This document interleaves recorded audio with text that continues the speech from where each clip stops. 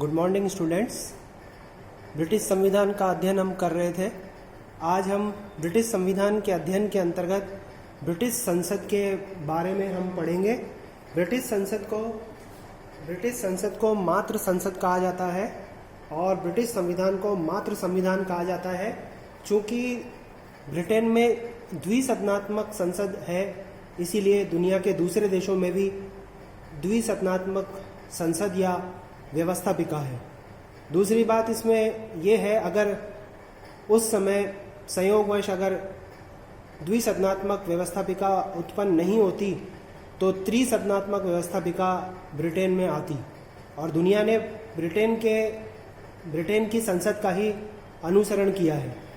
आज हम थोड़ा सा पीछे जाते हुए ये देखेंगे कि ब्रिटेन की जो संसद है वो किस प्रकार से अस्तित्व में आई थी और संयोग तत्व ने किस तरीके से द्विसदनात्मक व्यवस्थापिका का पक्ष लिया या द्विसदनात्मक व्यवस्थापिका को जन्म दिया। तो आज हमारा टॉपिक है ब्रिटिश संसद, जो मातृ संसद है उसकी जो प्रभुसत्ता है, यानी संसद की जो प्रभुसत्ता है उसका हम अध्ययन करेंगे। इसके अलावा उसकी प्रभुसत्ता के ऊपर क्या सीमाएं हैं, संसद की प्रभुसत्ता पर क्या सीमाएं हैं, इसका हम अध्ययन करेंगे। लेकिन मातृ संसद का जन्म किस प्रकार से हुआ, किस तरीके से यह द्विसदनात्मक व्यवस्थापिका के रूप में आज हमें दिखाई देती है, इसके बारे में हम पहले पढ़ चुके हैं। जब संयोग और विवेक का शिशु कथन का हमने अध्ययन किया था तब हमने इसका अध्ययन किया था।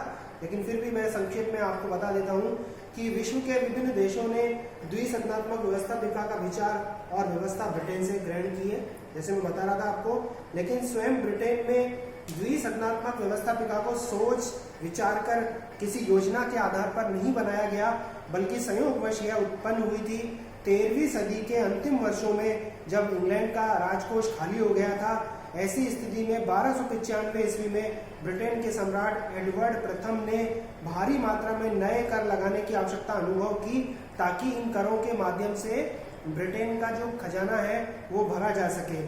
और इन नए कर प्रस्तावों पर विचार करने के लिए 3 अलग अलग वर्गों, क्रमशः सामंत वर्ग, धर्माधिकारी वर्ग और नगर के प्रतिनिधि। कौन कौन थे? सामंत वर्ग, धर्माधिकारी वर्ग, सामंत, धर्माधिकारी, सामंत, धर्माधिकारी। इसके अलावा तीसरा वर्ग जो था वो था नगरों के प्रतिनिधि। ये 3 अलग अलग वर्ग जो थे इनको आमंत्रित किया गया नए कर प्रस्तावों पर विचार करने के लिए। तो उस हिसाब से कितने सदन, मतलब कितने होने चाहिए थे, इसके संसद के कितने सदन होने चाहिए थे? 3। सामंत वर्ग के प्रतिनिधि, धर्माधिकारी वर्ग और नगरों के प्रतिनिधियों को बुलाया गया। ब्रिटेन के संवैधानिक इतिहास में इसे मॉडल पार्लियामेंट कहते हैं। आदर्श संसद कब बुलाई गई? 1295 में। क्यों बुलाई गई? जब एडवर्ड प्रथम को ये लगा कि ब्रिटेन का राजकोष खाली हो गया और नए कर प्रस्तावों पर विचार करने के लिए बुलाया जाना आवश्यक है, तो उन्होंने सामंत वर्ग के प्रतिनिधियों को, धर्माधिकारियों को और नगरों के प्रतिनिधियों को आमंत्रित किया, नगर के प्रतिनिधि। तो उस हिसाब से जो संसद का प्रारूप है या उसका जो स्वरूप है वो त्रिसदनात्मक होना चाहिए था, लेकिन आज ये है क्या?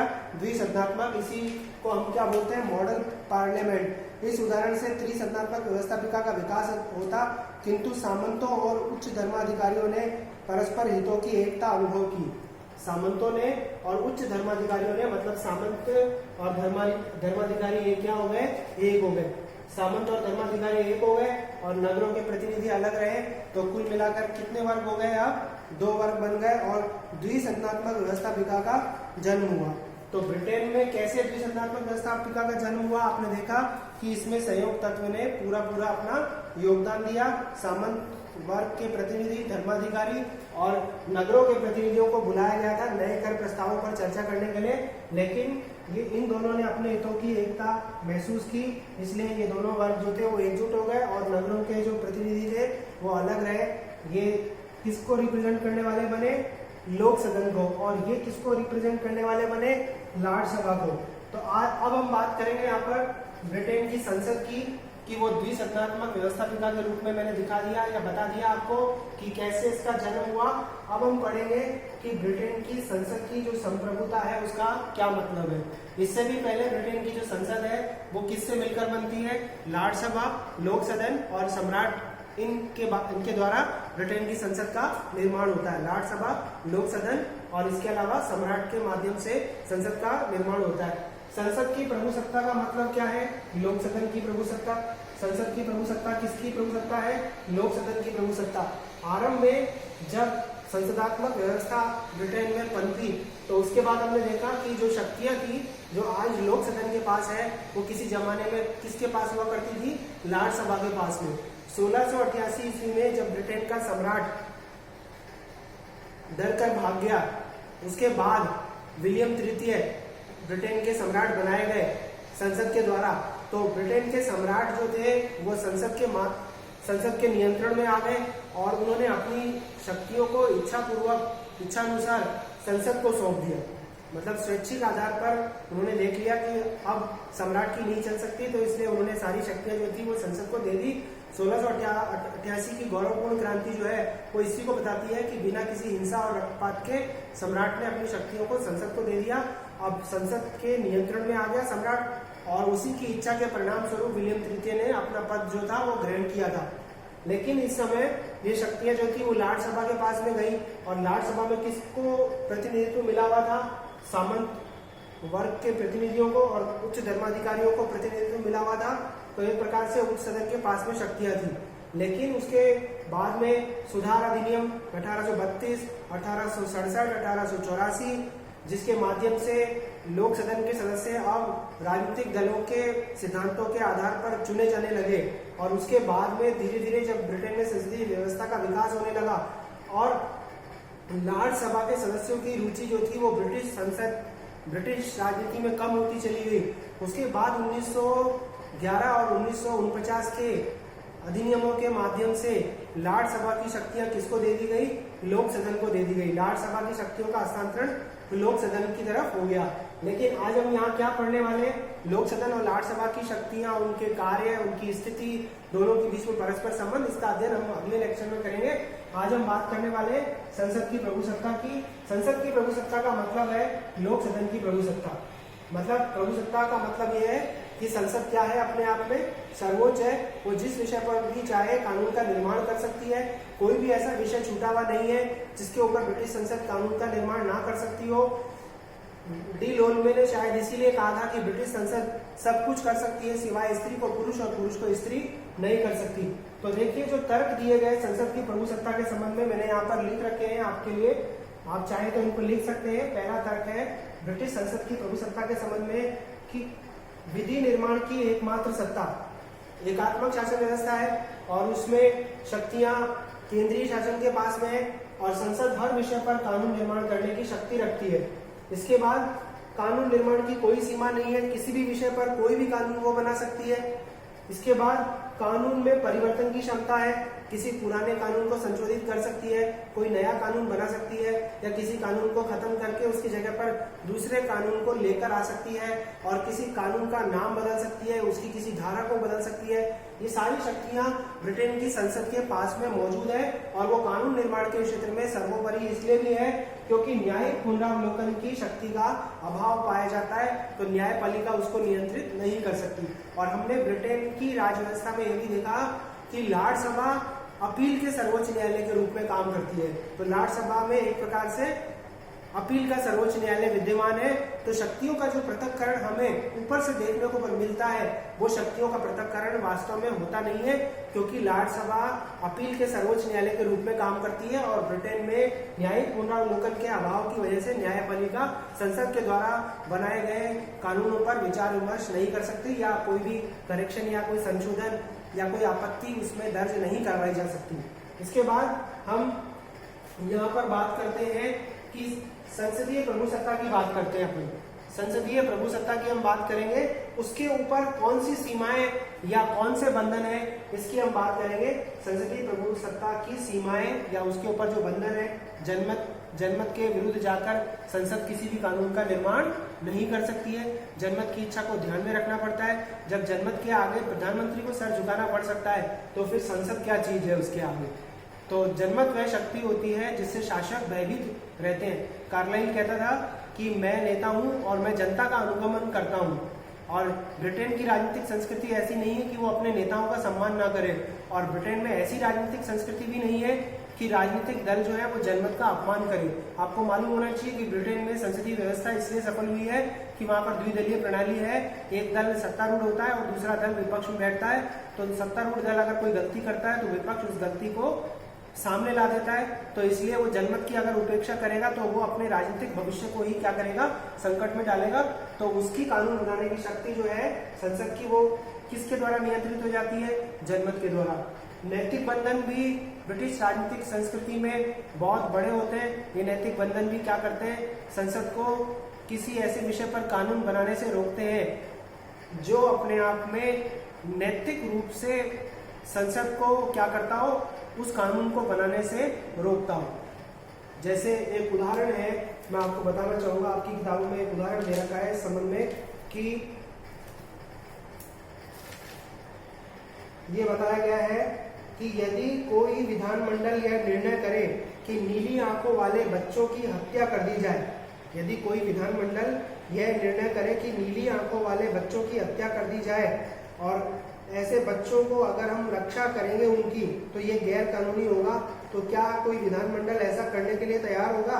क्या कोई जनता ऐसी पागल होगी जो इस प्रकार का कृत्य करने के लिए विधानमंडल को स्वीकृति देगी? तो नैतिक बंधन भी क्या करते हैं, संसद की शक्ति को नियंत्रित करते हैं। परंपराओं के बारे में आपने पढ़ा कि परंपराएं कानून के सूखे ढांचे पर मांस चढ़ाने का काम करती है। परंपराओं की अनदेखी राजनीतिक दल नहीं करते। जनता का जीवन, राजनीतिक जीवन, ब्रिटिश राज व्यवस्था, वो किसके चादर में लिपटे हुए हैं, परंपराओं की चादर में लिपटे हुए। तो परंपराओं को, अगर किसी परंपरा में कोई बदलाव करना होता है तो वो भी कानून के अनुसार बदलाव करना होता है। और कोई परंपरा छोड़ी जानी है तो जब तक जनता ऐसा करने के लिए संसद के सामने कोई संकेत नहीं देगी, तब तक उस परंपरा को तोड़ना या उसके विरुद्ध जाकर कोई कानून बनाना संभव नहीं है। तो परंपरा भी क्या करती है, ब्रिटेन की संसद की कानून निर्माण की शक्ति को या उसकी प्रभुसत्ता को नियंत्रित करती है। विधि का शासन, जैसे संसद कानून बनाने वाली एक संस्था है और कार्यपालिका उस कानून को लागू करती है, लेकिन जो कानून बनाते हैं, जो कानून को बनाने वाले होते हैं, जो कानून को लागू करने वाले होते हैं, वो स्वयं भी किसके नियंत्रण में होते हैं, विधि के शासन के नियंत्रण में होते हैं और उन्हें कानून द्वारा ही शासित होना पड़ता है। शासक और शासितों के बीच में वहां पर कोई भी भेद नहीं है। एक समान अपराध के लिए एक समान दंड दिए जाने का प्रावधान किया गया है। हालांकि कुछ आपत्तियां हैं जिसके बारे में हम जब विधि की शासन की अवधारणा पढ़ेंगे तब अध्ययन करेंगे। फिर वेस्ट मिनिस्टर अधिनियम, ये लिख रखा है मैंने, वेस्ट मिनिस्टर अधिनियम 1931। इसमें कहा गया कि जो अधिराज्य हैं उनके संबंध में अगर कोई कानून बनाना होगा, मतलब जो उपनिवेश है, डोमिनियन स्टेट्स हैं, उनके बारे में अगर कोई कानून बनाना होगा तो जब तक वहां की संसद, ब्रिटिश संसद से इस प्रकार का आग्रह नहीं करेगी, तब तक उस प्रकार के कानून नहीं बनाए जाएंगे। तो ब्रिटिश संसद अपने अधिराज्यों के संबंध में भी कानून बनाएगी, लेकिन जब वहां की संसद से परमिशन मिलेगी तब जाकर। तो इसका मतलब है कि वेस्ट मिनिस्टर अधिनियम भी क्या करता है, संसद की कानून निर्माण की शक्ति को बाधित करता है। इसके बाद अलावा प्रदत्त व्यवस्थापन का मतलब है कि मूल व्यवस्थापन के कार्य को छोड़कर अन्य कार्य जो है जिसमें नियम उपनियम बनाने का काम होता है, वो कार्यपालिका को सौंप देने से उनकी कानून निर्माण की जो शक्ति है वो सीमित हो जाती है। ब्रिटेन में लोक कल्याणकारी राज्य है और लोक कल्याणकारी राज्य होने के कारण ब्रिटेन की संसद को लोक कल्याण से संबंधित अनेक प्रकार के कानूनों का निर्माण करना पड़ता है। और ये कानून निर्माण का कार्य इतना बड़ा होता है कि मूल व्यवस्थापन के कार्य को छोड़कर अपनी शक्तियों को, कानून निर्माण की शक्तियों को उसे कार्यपालिका को सौंपना पड़ता है। तो उसकी कानून निर्माण की शक्ति क्या हो जाती है, सीमित हो जाती है। फिर इसके बाद अलावा अंतर्राष्ट्रीय कानून राष्ट्रीय कानून का ही एक भाग ब्रिटेन की राजनीतिक संस्कृति में माना गया है। अंतर्राष्ट्रीय कानून ब्रिटेन की राजनीतिक संस्कृति में राष्ट्रीय कानून का एक भाग माना गया है और जिस कानून ने सभ्य राष्ट्रों को सहमति प्राप्त की है, जिस कानून को सभ्य राष्ट्रों ने अपनी सहमति दी है, उस कानून को ब्रिटेन की संसद को भी क्या करना पड़ता है, स्वीकार करना पड़ता है और उस कानून के विरुद्ध जाकर कोई कानून वो नहीं बना सकती है। जैसे अंतर्राष्ट्रीय कानून ये कहता है कि युद्ध बंदियों की अदला बदली या उनकी रिहाई की जानी चाहिए। युद्ध बंदी जो होते हैं वो भी एक प्रकार से किसी देश के सैनिक या नागरिक होते हैं, तो उनके साथ में अपमानजनक व्यवहार या कोई भी काम किया जाता है तो वो जो सैनिक नियमावली है उसके अनुसार किया जाना चाहिए। अगर ब्रिटेन की संसद इस अंतर्राष्ट्रीय कानून के विरुद्ध जाकर कोई कानून बनाती है तो उसका विरोध विश्व में या विश्व जनमत उसका विरोध करेगा।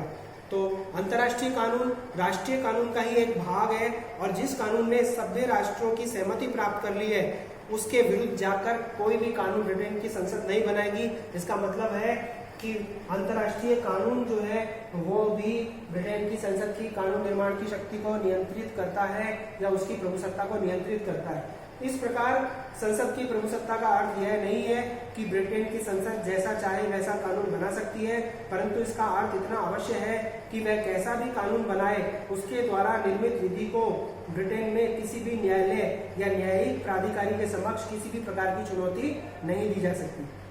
ब्रिटिश संसद की प्रभुसत्ता का मतलब क्या है कि इसका मतलब यह नहीं है कि ब्रिटेन की संसद जैसा चाहे वैसा कानून बना सकती है, बल्कि इसका अर्थ यह है कि वह कैसी भी विधि बनाए उसके द्वारा निर्मित विधि जो है वो न्यायालय में चुनौती, उस विधि को न्यायालय में चुनौती नहीं दिया जाएगा और वो विधि परंपराओं के विरुद्ध नहीं होगी, अंतर्राष्ट्रीय कानून के विरुद्ध नहीं होगी, वो जनमत के विरुद्ध नहीं होगी और वो परंपराओं के विरुद्ध नहीं होगी, वह विधि के शासन के नियंत्रण में होगी।